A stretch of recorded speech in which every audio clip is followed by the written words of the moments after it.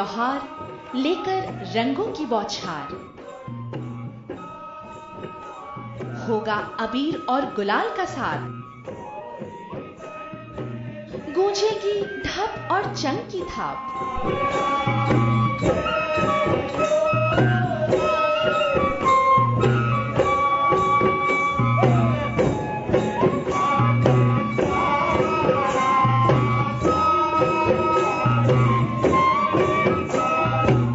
देखिए होली पर जन टीवी की खास प्रस्तुति, होली के रंग चंग के संग।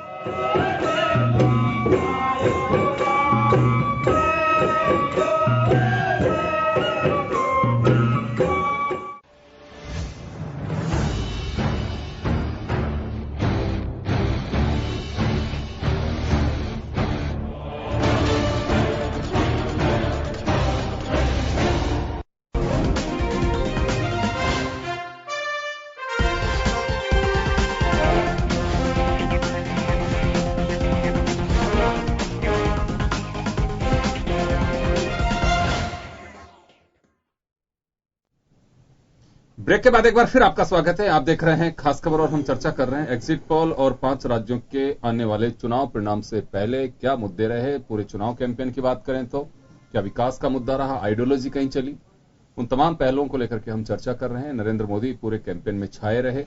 उत्तर प्रदेश पे सबकी निगाहें टिकी हुई हैं कि वहां का चुनाव परिणाम आखिर होगा क्या। एग्जिट पोल पे अगर यकीन करें तो वहां कमल खिलता दिखाई दे रहा है। केवल वही नहीं, 4 राज्यों में पंजाब को छोड़ के, पंजाब में गठबंधन की सरकार, अकाली दल और बीजेपी का जो अलायंस है वो बाहर होता नजर आ रहा है। चलिए, विष्णु कुलवाल साहब के पास में था मैं ब्रेक से पहले। कुलवाल साहब, मैं आपके पास में आना चाहूंगा। और देखिए, पूरा चुनाव आपने भी देखा, हमने भी देखा, क्या हो रहा है ऐसा कि विकास का एजेंडा गौण होता जा रहा है? जोगिंदर जी, अभी मैं एग्जिट पोल की बात कर रहा था जी। एग्जिट पोल की लेने का सिस्टम इनका क्या है? क्या 8,000 लोगों से पूछ के ये क्या 3.25 लाख मतदाता का फैसला 8,000 लोग करेंगे क्या? सवाल है, कस्बे तक तो जाते हैं, ये कस्बे के बाद गांव में जाते हैं क्या ये? देखिए, मैं इसलिए बोल रहा हूं कि एग्जिट पोल की बात नहीं करके सवाल ये करे कि अब कल तक का अपने को इंतजार करना चाहिए और कल के बाद जो भी जनता जिसको वोट देगी उसकी सरकार बनेगी और सब जनता जय जयकार करेगी, हम भी जय जयकार में शामिल रहेंगे। सवाल है, एक कुलवाल साहब, मैं एक बात जानना चाहूंगा कि आपको लंबा एक राजनीतिक एक्सपीरियंस है। सट्टा बाजार सच्चाई के आसपास होता है या फिर एग्जिट पोल होता है, ये मैं जानना चाहूंगा एक बार। सट्टा बाजार में 2 प्रकार के काम होते हैं सब। एक काम वो होता है कि वो उस रेट को टूटने नहीं देते चाहे कोई स्थिति बन जाए। जैसे राजस्थान में के बिरला जी चुनाव लड़ रहे थे झुंझुनू से और वो चुनाव हार गए थे। उसके बाद भी ऑल इंडिया रेडियो ये न्यूज दिखा था कि के बिरला अपने निकटतम प्रतिद्वंदी सीसा मोहरा से 30,000 वोटों से आगे चल रहे हैं और वो हार गए थे। सिर्फ उनका पैसा बोला था, वो लोग सौदा उतर गया। सौदा इस ढंग का होता है कि उनका पैसा बाजार में होता है, पैसे को किस समय कब उतारना होता है ये अलग स्थिति होती है। तो ये जो सट्टा बाजार जिस जगह ठहरा हुआ है, जितना रुका हुआ है, मतलब एग्जिट पोल और सट्टा बाजार दोनों पे यकीन नहीं कर रहे हैं आप? नहीं, मैं ये बोल रहा हूं सट्टा बाजार ही एग्जिट पोल है। एग्जिट पोल की बात करो मत आप, एग्जिट पोल तो सट्टा बाजार ही है। अच्छा, दोनों एक ही चीज है? दोनों एक चीजों में कोई परिवर्तन नहीं है। यकीन नहीं है आपको? नहीं है, बिल्कुल नहीं है, यकीन हो ही नहीं सकता, क्योंकि दिल्ली में फेल हो गया, बिहार में फेल हो गया और यूपी में फेल होने वाला है और आपका उत्तराखंड में फेल होने वाला है। आप जिस कमल खिलाने की बात टीवी कर रही है ना, कल कमल को कहीं उल्टा दिखाना शुरू करे, ऐसी स्थिति इस कमल की नहीं आ जाए तो इतना मत दिखाओ कि बाद में कल शर्मिंदगी महसूस होने लगे। नहीं, हमें क्या होगी? हमें तो जो टीवी दिखा रहा, मैं एग्जिट आपको ही नहीं बोल रहा, मैं एग्जिट पोल के लिए बोल रहा हूँ कि कल ने हमको इतनी शर्मिंदगी ने कि कल वो क्षमा मांगते फिरे और फिर हम जनता उनको क्षमा भी कर देगी। तो इस प्रकार से कोई कार्रवाई नहीं करनी चाहिए। चलिए, चेलावत साहब, मैं आपके पास में आना चाहूंगा। पूरा जो कैंपेन रहा, कुछ चीजें ऐसी हैं कि इन चुनावों में देखी गई हैं, हालांकि एक हमारे ट्रेंड बन चुका है कि इस बार जो चीजें देखी जा रही हैं उससे 2 कदम आगे हम निकलेंगे।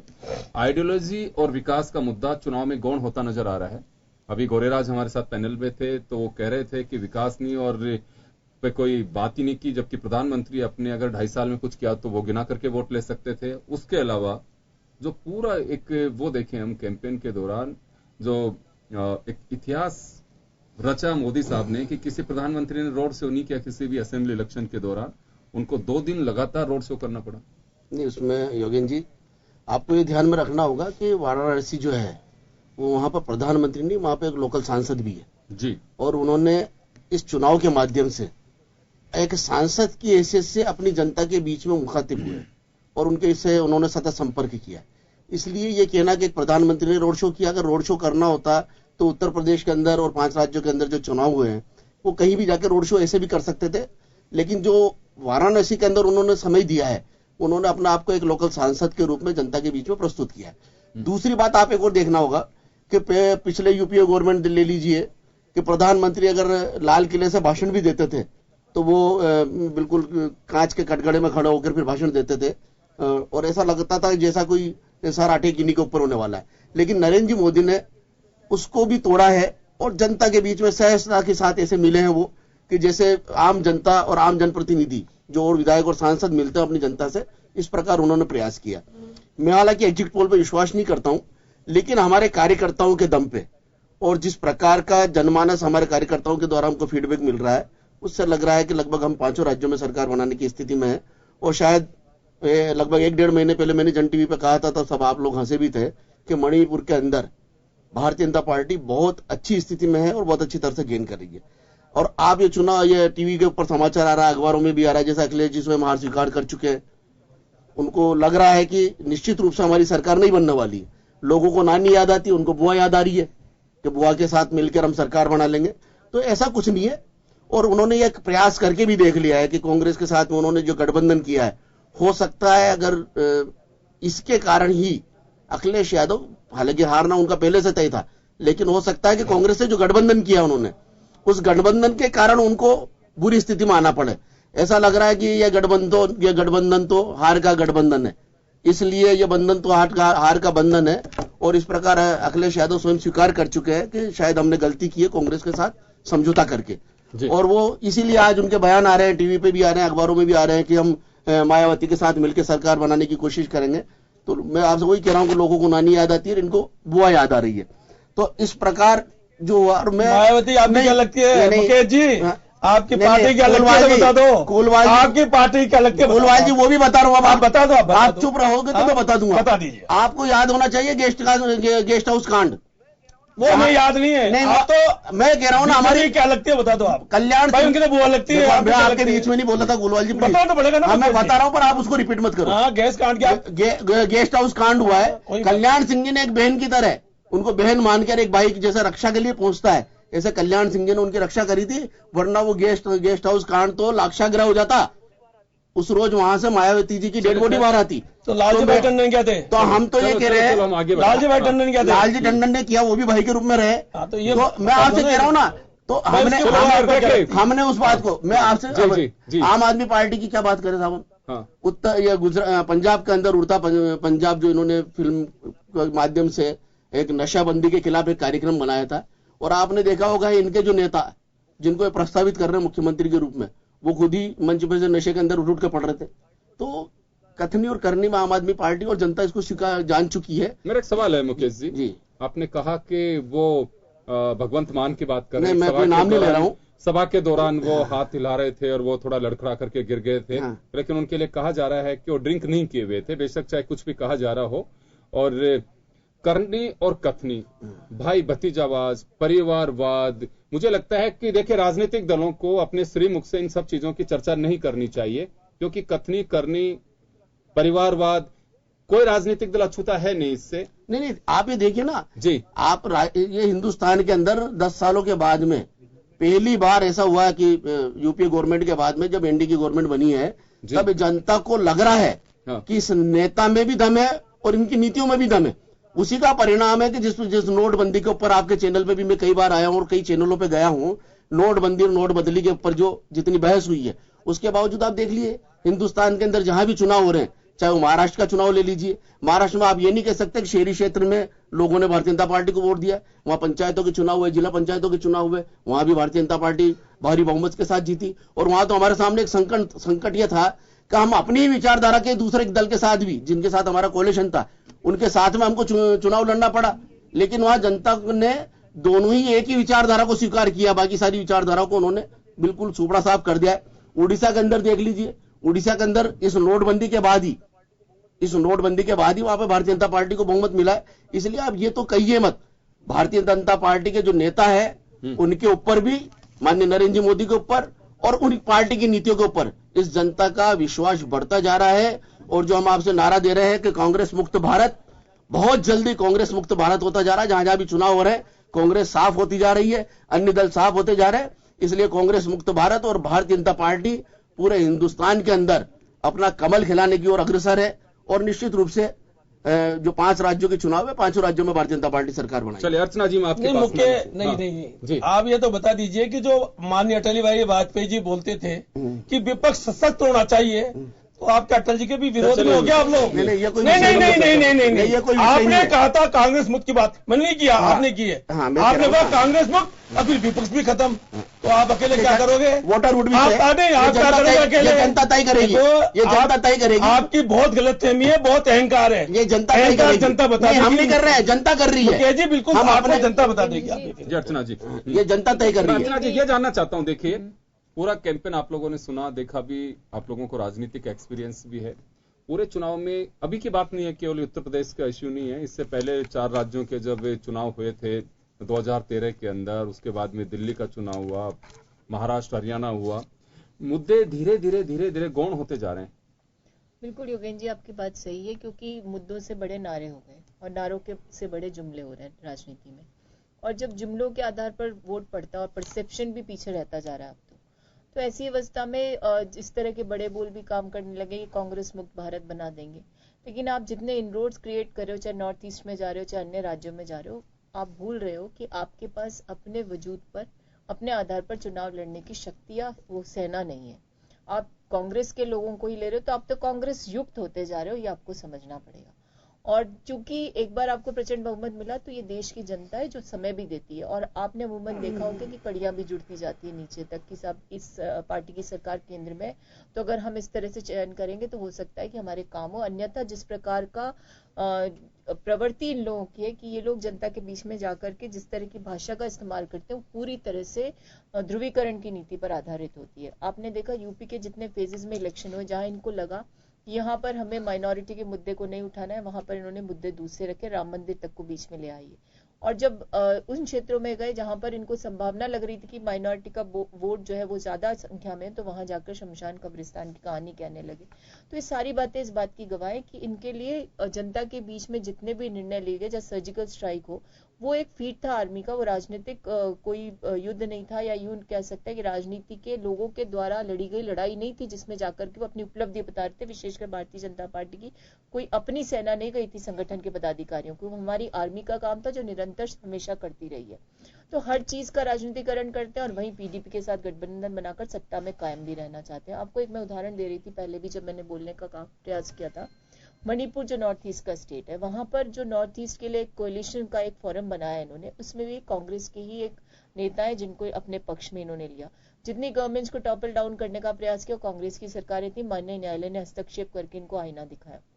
मणिपुर के परिदृश्य में वहां के राजा को लेकर के आए अमित भाई शाह, उनको बिठाया, सम्मान देने का प्रयास किया, और उनकी जो चूंकि वो ट्राइबल संस्कृति के लोग हैं, तो उनके हिसाब से जनता के बीच में उनके सामने भंगिमाएं ऐसी प्रस्तुत की जैसे उन राजा के प्रति बहुत श्रद्धा रखते हैं, और उनसे वहां भाषण भी दिलवा दिया। यानी आप जो कुछ कर सकते हैं, जैसा कुछ इस्तेमाल कर सकते, जिसका जैसा दुरुपयोग कर सकते। मैं दुरुपयोग शब्द इसलिए बोल रही हूँ कि आपको सत्ता हासिल करने के लिए यदि ऐसा लगता है कि सामने सड़क पर बैठा व्यक्ति जिसका कोई वजूद नहीं, लेकिन वो अगर अपील कर सकता है और वो आपको वोट दिला सकता है, तो उसका इस्तेमाल आप कर सकते हैं, इसमें कोई संशय नहीं है।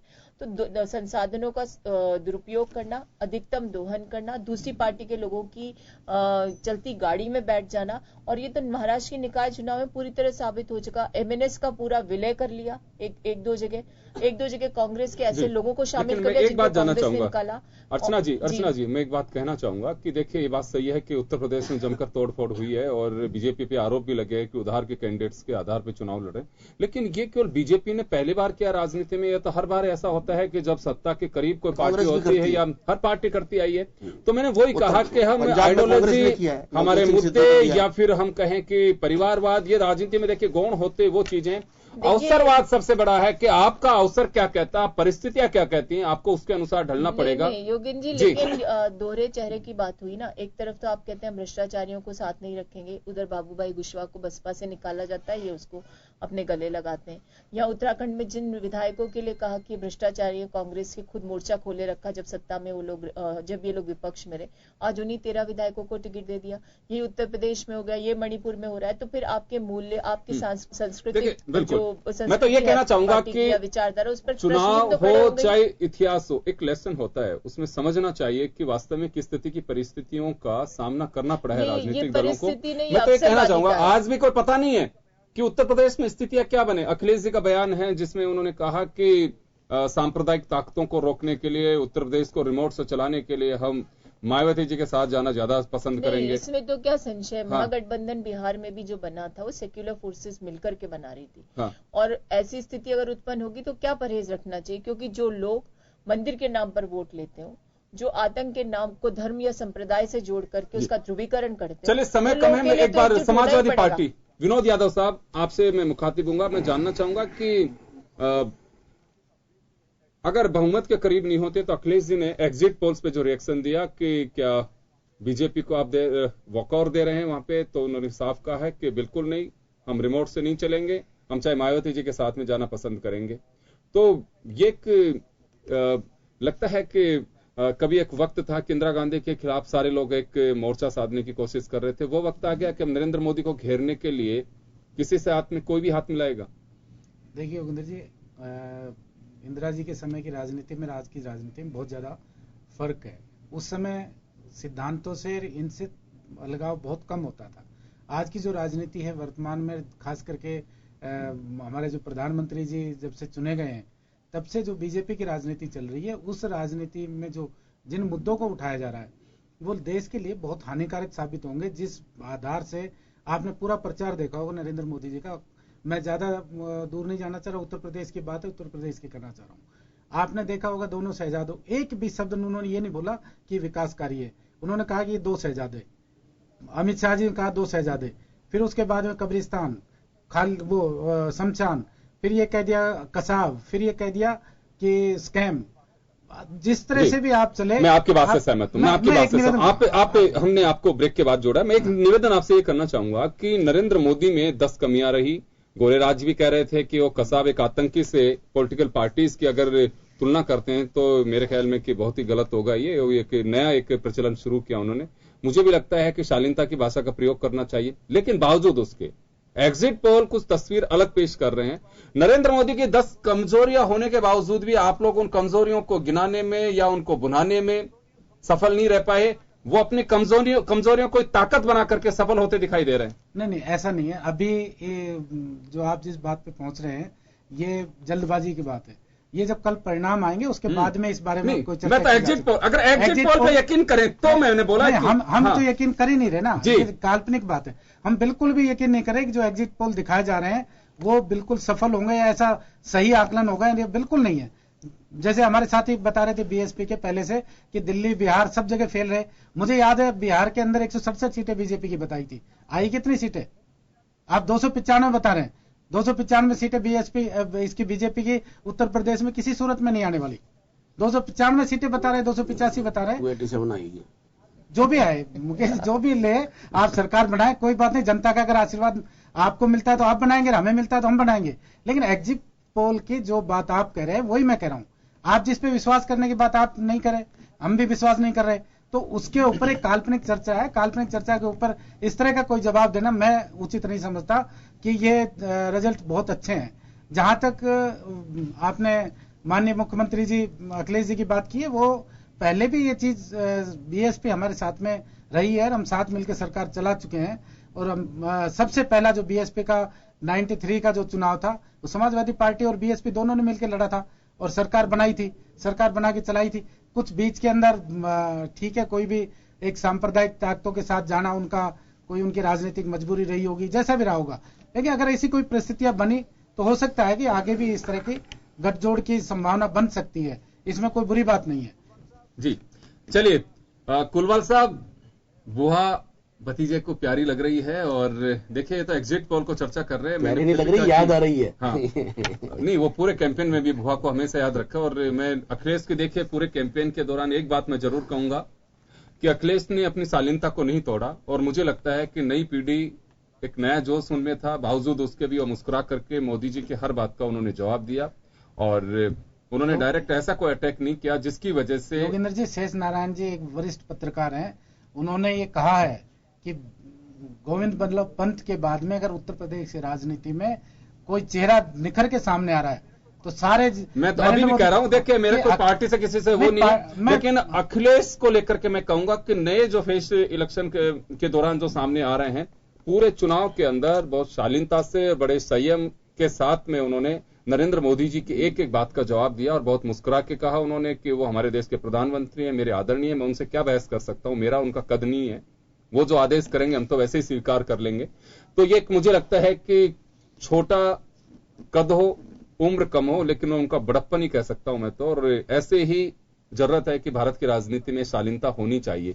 चलिए कुलवाल साहब, मैं फिर कहूंगा कि एग्जिट पोल अगर कमल खिलाते हैं, आप लोगों ने 50 कमियां गिनाई नरेंद्र मोदी की, क्योंकि मोदी के इर्द गिर्द ही चुनाव रहा, बीजेपी कम और मोदी का प्रचार ज्यादा रहा है। मोदी की आप लोगों ने सीधा अटैक मोदी पे किया है।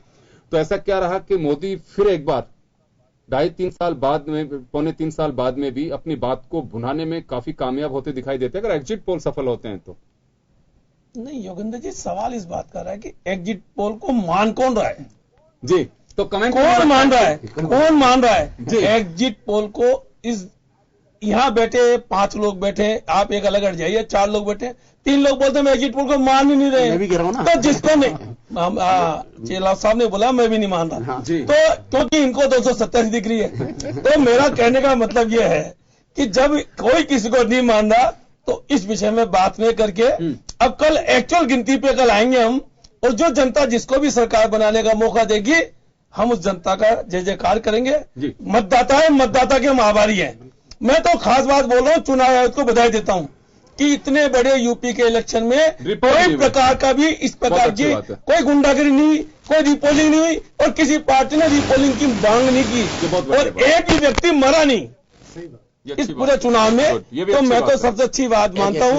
और अब एक्सीडेंट अलग चीज होता है, और इस प्रकार अच्छी बात है ये। और इस प्रकार में देखिए योगेंद्र जी, ये चुनाव के लिए मैं इतना सा बोलूंगा कि चुनाव के रिजल्ट कल आएंगे, और बहुजन समाज पार्टी के नेता बहन मायावती ने भी ये कहा है कि अभी हम कुछ नहीं बोले, जब चुनाव के रिजल्ट आएंगे उसके बाद हम सोचेंगे, विचारेंगे, अपने लोगों से राय करेंगे, बोर्ड की मीटिंग बुलाएंगे, उसका फैसला होगा, उस पर हम निर्णय करेंगे। ये हमारी पार्टी का अंतिम निर्णय है। आखिरी सवाल है मुकेश चेलावत साहब से। चेलावत साहब, मैं आपसे जानना चाहूंगा कि आपने जिक्र किया, उस वक्त समय कम था, हम चले गए थे आगे, आपने मुद्दों की बात कही थी, विकास का एजेंडा था उसकी बात की थी। पूरे कैंपेन के अंदर ये बात कहीं आपको महसूस होती है कि वास्तव में भारत की राजनीति का दिशा जो जिस तरह की होनी चाहिए उससे दूर होती नजर आ रही है? नहीं, ऐसा कुछ भी नहीं है। भारतीय जनता पार्टी की जो आपको नजर आ रहा है और हमको भी जो नजर आ रहा है हमारे कार्यकर्ताओं के द्वारा, ये भारतीय जनता पार्टी की नीतियों में और माननीय मुख्य प्रधानमंत्री नरेंद्र जी मोदी के द्वारा जो पिछले 2.5 वर्ष में जो कार्य हुए हैं, उनके ऊपर जनता का विश्वास है। मैं अर्चना जी की एक बात कहना चाहूंगा कि आपने कहा है कि हम कांग्रेस युक्त कर रहे हैं, ऐसा नहीं है। अगर विचारधाराएं आदान प्रदान ना हो तो हमेशा आजीवन एक ही पार्टी की सरकार चलती रहेगी। आपके भी तो विचार बहुत जल्दी बदले। महीना भर पहले तक आपने शीला दीक्षित को मुख्यमंत्री के बतौर वहां पर प्रस्तुत किया। 27 साल यूपी बिहार एक मिनट, मेरी बात का चेहरा ही नहीं दे, नहीं मेरी बात तो अर्चना जी प्लीज अर्चना जी मेरी बात सुनिए। आपने एक महीने पहले तक पूर्व उत्तर प्रदेश में समाजवादी पार्टी की सरकार के खिलाफ यूपी बिहार 27 साल यूपी बिहार के नारे के साथ में पूरे प्रदेश में कैंपेन किया, पूरे प्रदेश कैंपेन किया। मेरी बात सुनो, आप तो उनको ले रहे हो जिनको आप पर आक्षेप लगाते रहे। नहीं मेरी बात सुनो, आपने समाजवादी पार्टी के ऊपर आरोप लगाया, आप उन्हीं के पीछे साइकिल की सीट पे बैठ गए, उस साइकिल के कैरियर पे बैठ गए, इसलिए हमने नहीं साइकिल के कैरियर पे बैठ गए। दूसरी तो मेरा तो ये कहना है कि साहब ऐसा कुछ नहीं है हमने, और आप ये कह रहे हो जो अगर कोई विचारधारा छोड़ के नरेंद्र जी मोदी को अपना नेता मानता है, भारतीय जनता पार्टी की नीतियों में अपनी आस्था व्यक्त करता है, चाहे वो कितना भी बड़ा तो भ्रष्ट वो हो, नहीं भ्रष्ट, अन्य भ्रष्ट लोगों को नहीं दिया है। अन्य राजनीतिक दल से टूट के अगर हमारे साथ आता है, हमारी गाड़ी में आकर बैठता है, हम किसी की गाड़ी में नहीं बैठे, वो अगर हमारी गाड़ी में आके बैठता है तो निश्चित रूप से स्वागत है। और भारतीय जनता पार्टी का जो इतना बड़ा परिवार बना है, जो 2 सीट से हम आज 282 से इंडिपेंडेंट लेके आए हैं, अपने ऊपर लेके आए हैं, निश्चित रूप से कई विचारधाराओं का बदला हुआ होगा, कई कांग्रेसी और कई दूसरे विचारधाराओं ने इसको रोका होगा। चलो मैं माफी चाहूंगा, तो सबकी निगाहें टिकी हुई है कि आखिर काउंटिंग के ईवीएम से क्या निकल करके बाहर आता है, क्योंकि ये बात सही है कि लोकतंत्र के अंदर मतदाता तय करता है कि उनका सत्ता कौन समझ लेगा, कि किस पार्टी किस नेता को वो सत्ता सौंपते हैं। और इंतजार करना होगा काउंटिंग का, और काउंटिंग के बाद ही सारी तस्वीर साफ होगी। एग्जिट, पहले ओपिनियन पोल, उसके बाद एग्जिट पोल, और अब वो परिणाम जिसका इंतजार सबको है। अब सबकी निगाहें उसी पे टिकी है कि ईवीएम से बाहर क्या निकलता है। चलिए, बहुत बहुत शुक्रिया आप सभी का, और आपके धैर्य को भी हम सैल्यूट करते हैं कि 2 महीने तक लगातार आपने इस महासमर को इसी तरह से एंजॉय किया है, और आप सबका बहुत बहुत शुक्रिया। खास खबर में से इतना ही, दीजिए इजाजत, नमस्कार।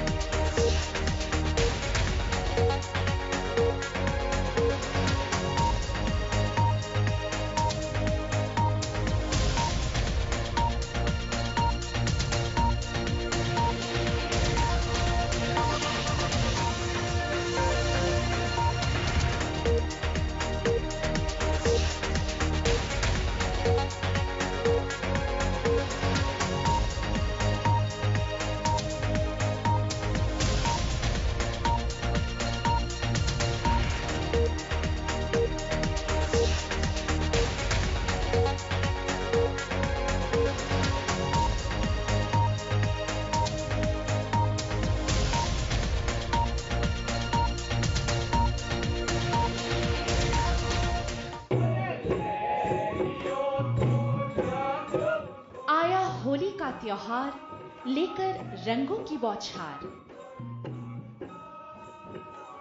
होगा अबीर और गुलाल का साथ,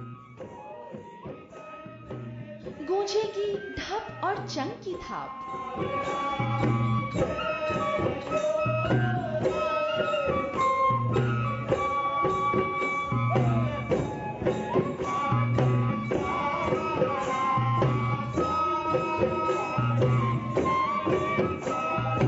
तो देखिए होली पर जन टीवी की खास प्रस्तुति, होली के रंग चंग के संग।